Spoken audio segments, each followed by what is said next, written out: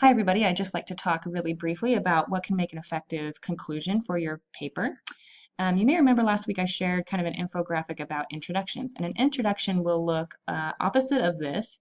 An introduction was kind of represented by a funnel shape where you start broad and you give some context behind your subject, but then you kind of narrow down until you can get to a really specific thesis statement. So if that's what an introduction looks like, then a conclusion, which is shown here, is kind of the opposite. You start narrow by reiterating your thesis statement, but then you have to kind of broaden out your ideas a little bit so that you can demonstrate to your audience why your ideas matter. So if all you do in your conclusion is kind of rehash or repeat your overall argument and your thesis, then your conclusion might start to feel a little bit repetitive and a little bit, maybe just a little bit pointless. Like, well, I've already argued my point in my paper, so now what do I do in my conclusion? So we want to get beyond just reiteration of your main arguments in a conclusion. What we want to do is not only briefly talk about, maybe recap the ideas that you've shared, but also sort of discuss why your paper matters. So how does your thesis relate to a meaningful, pertinent, broader context? That might be kind of abstract, but I'd like you to think about that in terms of answering the question, so what? Okay, so you spent a lot of time researching and writing your paper to argue a point. Why does it matter to the person who's reading? They might agree with you, but they also kind of need to feel like there's a reason for your argument. So what? Why did you feel so strongly about writing this paper in the first place?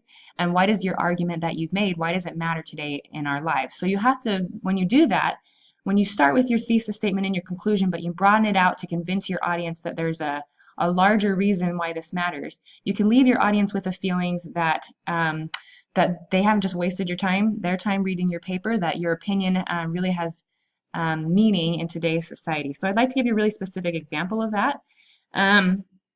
Sometimes students get concerned about, well, how do I talk about the broader significance of my paper without adding any new information? So right here is an example where this is the conclusion that was in the second example of your persuasive essay that is online.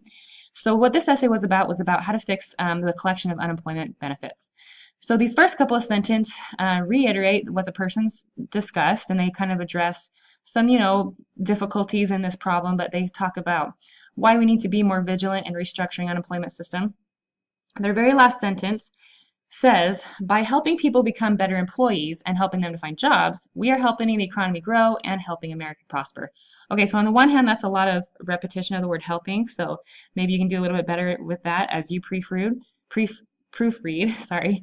But you can see here that what they have done is done a really, really awesome job at talking about why we need to fix unemployment benefits why does that matter so much? Well, it matters because they're tying that idea into something that people really care about. Most people will care about the economy. A lot of people care about how prosperous our country is, and kind of that idea of like, what can we do to improve the place that we live for our families and for ourselves as we strive to make our lives better?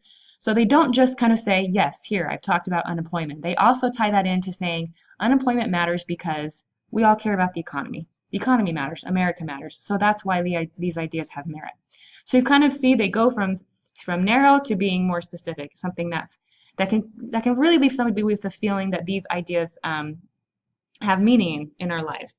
But what they didn't do is they didn't talk about a lot of other things that are related to unemployment benefits.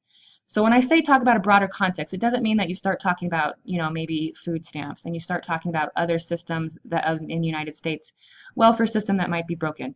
So you don't talk about a lot of different new things, but you do connect your ideas into something bigger than what you've discussed. Anyway, I hope that that's helpful for you. If you have any questions about conclusions, feel free to let me know. Happy writing this week, and we'll talk to you soon.